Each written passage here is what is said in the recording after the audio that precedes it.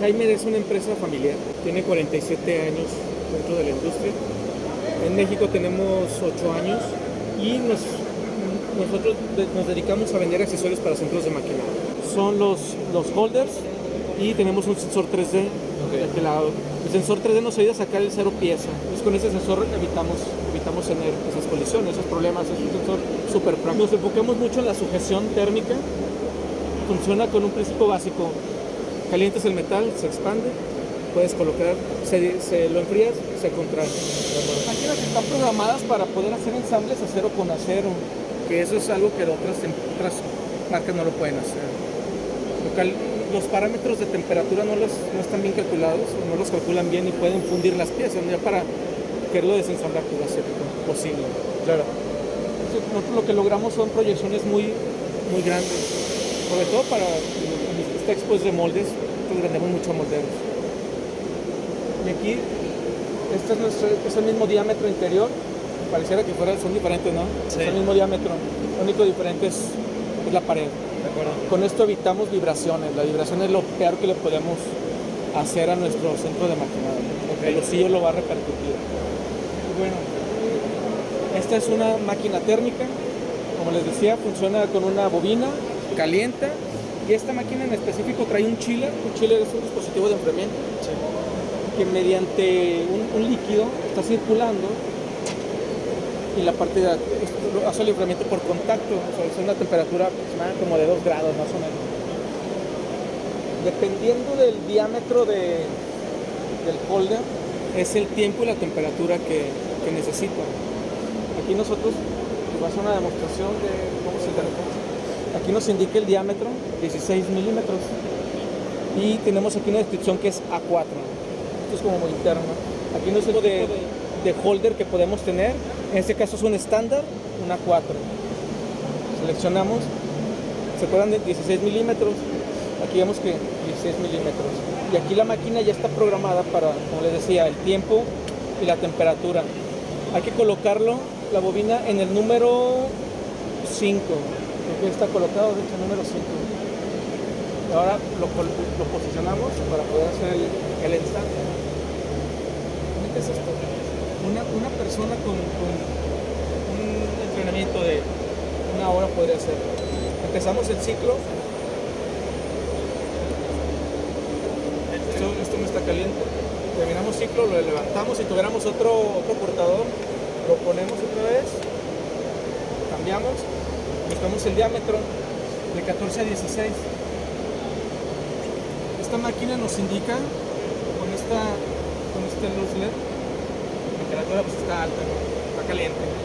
Hay que esperarnos hasta que esté en verde o esté parpadeando para poderlo agarrar y podemos seguir haciendo ensambles. Podemos hacer ensambles tan largos como estos, de diferentes diámetros, como les comentaba. Podemos hacer ensambles acero con acero.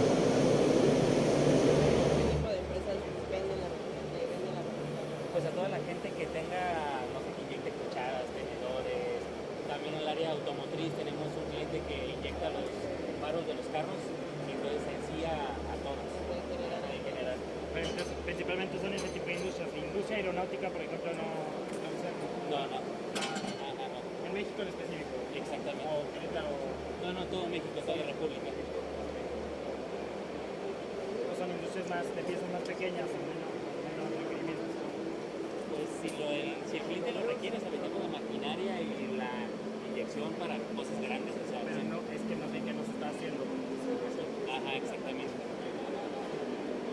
Es más cuestión de demanda y no necesidad. Exacto. Una parte de la máquina que es muy difícil, tenemos más de 200,000 euros en stock.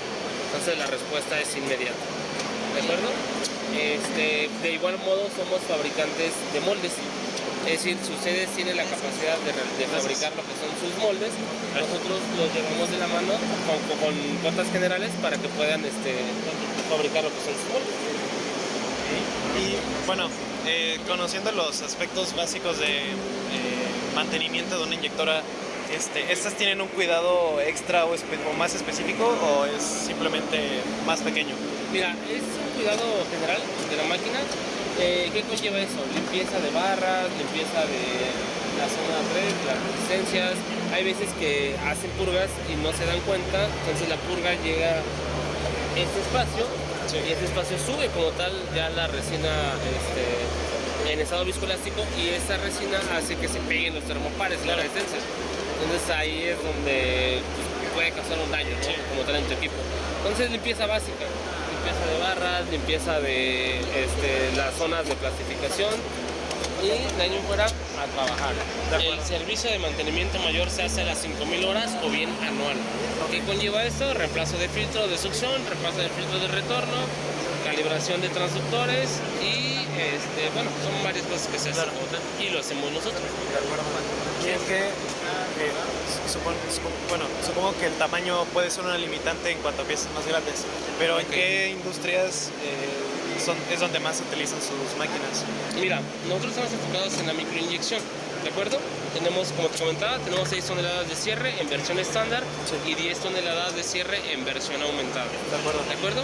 Por ser microinyección estamos en todos los rubros: industria eléctrica, electrónica, industria aeronáutica, industria automotriz, industria médica y demás. Te pongo un ejemplo: Playmobil inyecta con Baby Plus. ¿Sale? Ferrari inyecta con Baby Plus. Ferrari tiene tenemos la aguja de velocímetro. Entonces estamos en toda la industria. De acuerdo. El plástico ahí. Son piezas de valor agregado muy, muy especial. Y también se utiliza mucho para la educación, para la docencia. ¿Por qué? Porque tenemos todas las partes de la inyectora grande en un espacio muy reducido.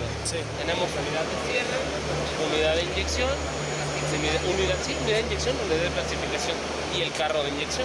¿De acuerdo? La tina móvil, la fija.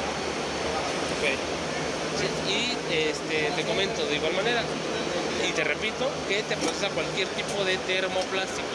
En la industria aeronáutica se utilizan polímeros de alta ingeniería, entonces los puedes procesar sin ningún problema con la máquina. Entonces igual el uso de aditivos y demás es bastante sencillo igual. O sea, convive bien con la máquina. Sí, sin ningún problema. De acuerdo.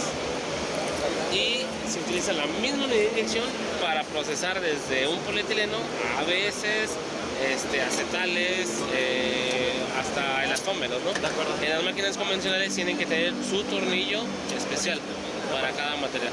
Entonces, con esta no, con esta es cualquier tipo de... What's your name? James Cruz. Cynthia Palaco. Nice Very to good to meet you. So, where are you guys from? Well, Best Mold is in China, in Shenzhen, near Hong Kong. So, but I come from Indiana, and I've been working with Best Mold for quite some time now, using them as a supplier, and now working with them as a representative. Okay, so do you work in the United States? I work in the U.S., yes. And what are the main injection process that you use? Well, we actually build the molds. Okay. We build the molds for the injection molders. So internally, we can do the injection with our sampling machines, but we do very limited production runs for customer asks. But the processes for injection molding, are you familiar with injection molding at all? Yeah, A little bit? Okay, so you heat up the plastic, squirt it into the mold, let it cool a little bit, throw it out. Do you manufacture the molds or do you design the molds? We do the design work also in-house, but then build the mold. Usually we do the design, we present that to the customer, and then they approve or reject the design, and we work on the design until they're happy, and then we produce the mold from there. And can the customer bring the mold, the design, and you can manufacture it? Certainly, the customer can provide the design, and we build to that. Certainly. And do you work with the aerospace industry? We work a little bit with aerospace. Something like, for example, connectors are often used in the aerospace industry. I don't know what else offhand. What else Best Tool does that's in aerospace? But they have a lot of automotive. This is all automotive here. We got customers that are doing. Over there, you got like gardening tools. I mean, there's just a lot of different industries there. two-shot molding. You can do Well, that's over molding, right? this is over molding, and this is, let's see, this is actually true two-shot molding. Two-shot. Yeah, so two-shot is usually like this. You would think two-shot, but this, I think, one is actually over molding. We mold this part and then put it in as an insert. This one, even though it's the same material, it's two-shot because it's so thick. So if you're molding it very cooling time. precisely, yeah, long cooling time. So they mold the core and then over mold it again and reduce the cycle time. Is that a common technology? Like over mold on the same? It's becoming very common. Yeah, in the industry is in the last, I'd say, 10 years. About 25, 30 years ago, I was in Angle's molding plant, the machinery builder in Canada, and they had the section of the building that was curtained off. You couldn't see in there. And they were, it was all secret. But what they were doing is developing the toothbrushes that were two-shot molded. It was all at the beginning. My wife is Mexican. I lived here 25 years ago on the border in Ciudad Juarez. Then went back to Europe with Philips, electronics company. And then came back here to try something. And your sales agent was telling me that you both design, manufacture, and So yeah, basically we support. So we support in design, we support in manufacture. The manufacturing of the molds is made in China. Manufacturing of this kind of technology today is in China, but we hope to bring it here. And also we have in Escalante injection molding. what type of distributors do you work with? Is it I suppose you hire a distribution company, or is it? No, we do ourselves.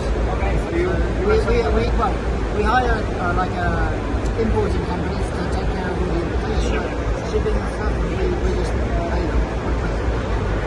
what type of emerging technologies are?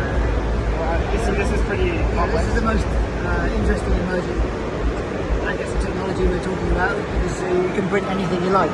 So this one is printing metal, and you have to think differently. So this one you just print with holes or gaps, and then everything moves. It's amazing. So What type of applications are there for? I mean, this is amazing, obviously. Yeah. What So- for the industry? What type of? So the cooling in this thing, you have two holes, but the cooling actually goes up and down and up and down and up and down. Okay. You can't do that without. So you can print it. You can let's say if you have something with shape like this, you can make the water go through a smaller gap by making it oval shape rather than round. So you can create different ideas to do things. And I was learning that especially for metal injection molding, you need to use a certain lubricant for the metal pellets. Are they called pellets? So the powder you mean? Yeah. So yeah, it's like a sintered material. So you have to put it in an oven to bring it all together at the end of the process. What's the lubricant? It's like a plastic of some kind. I'm not sure exactly what it is, but they probably keep that secret as well. Is this technology? Does any specific company or country have that? No, not anymore. So it was the original technology is like 10 years old. Germany originally had the first patents in the technology, but now the price has come down and we can make a machine in China, and the material is also in China, so the price is much lower.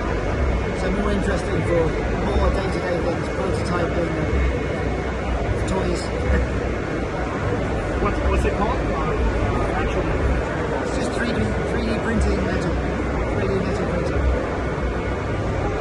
So from a powder. and this is you having display here for the automotive industry. How you doing? Very good. We're a tool maker. Boards, everything basically. We manufacture molds for lots of cars. There's a lot of focus on lighting. We do the front of the car. We do mostly automotive lighting, interior and exterior. 2K, which is when you are you familiar with some of these rotate the mold and you can run two plastics at the same time.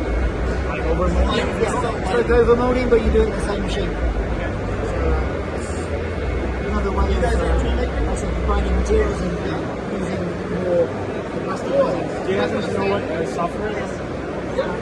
We use NX. NX. It's basically software that came from a machining background. So we get most of the files coming cutting or Windows based. We use machine based.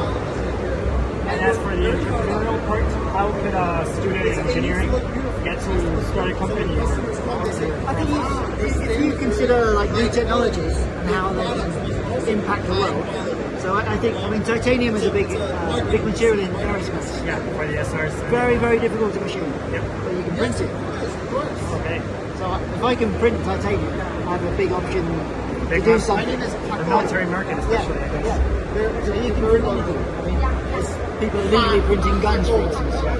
So anything's possible. McGuire Products is based in the United States in Ashton, Pennsylvania. We manufacture gravimetric blending equipment, vacuum drying equipment, color feeders, and vacuum loading equipment for plastics industry.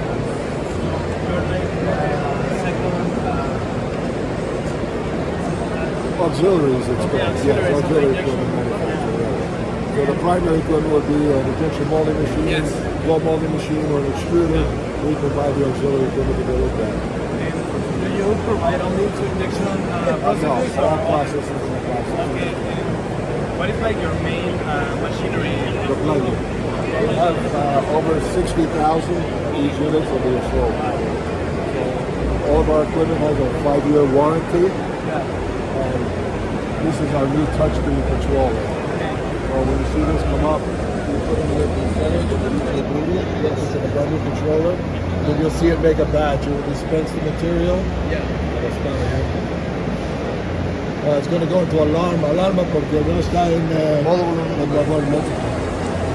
Yeah, don't worry. Thank you for the demo.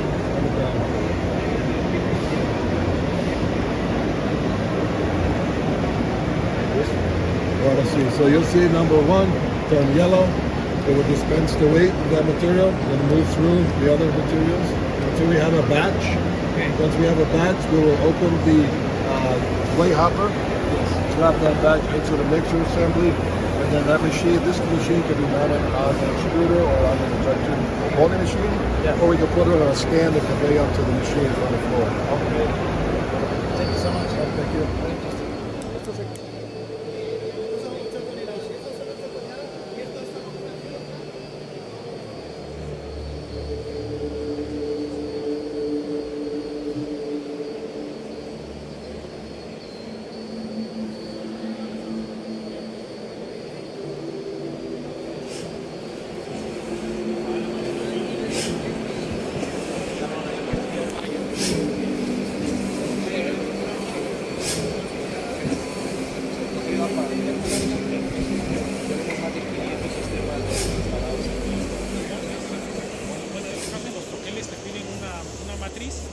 La matriz debe llevar una salida para el desahogo del material y la vida, la mayoría te dice 5 milímetros de vida porque es el corte. Cuando entra el punzón, tú llevas precisamente para qué, para que entre el punzón, corte, quede el material, el espesor del material, no arranque, sino que siempre esté cortando. Ya, cuando queda perpendicular es que ya tiene. Cuando se pierde el filo de la matriz, aunque tú le des 5 milímetros de espesor a esa viga, se pierde el filo.